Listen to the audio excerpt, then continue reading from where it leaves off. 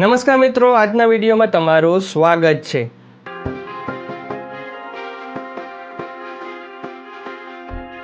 બાળ વૈજ્ઞાનિક પ્રદર્શન 2023-24નો ગાંધીનગરનો પરિપત્ર કરી દેવામાં આવ્યો છે।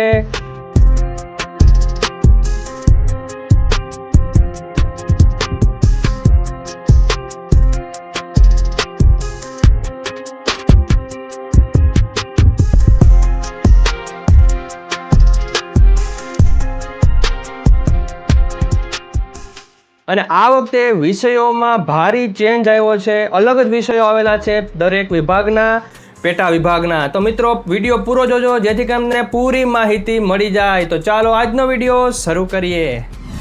તો મિત્રો અત્યારે તમારી સામે ગાંધીનગરનો જે ઓફિશિયલ પરિપત્ર છે તે આવી રહ્યો છે।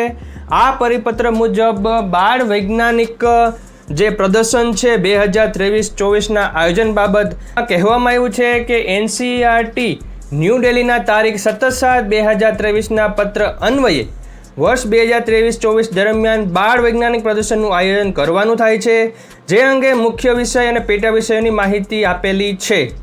તો મિત્રો તમે નીચે મેઇન થીમ જોઈ શકો છો કે જે મેઇન થીમ છે તે છે science and technology for society.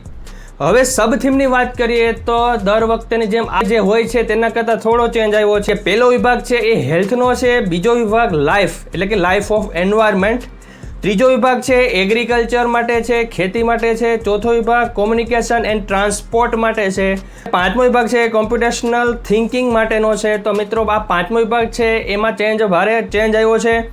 તો આ રીતના 5 વિભાગ છે એ કરવામાં આવેલા છે, પેટા વિભાગ કરવામાં આવ્યા છે। આ છે ગાંધીનગરનો ઓફિશિયલ પરિપત્ર।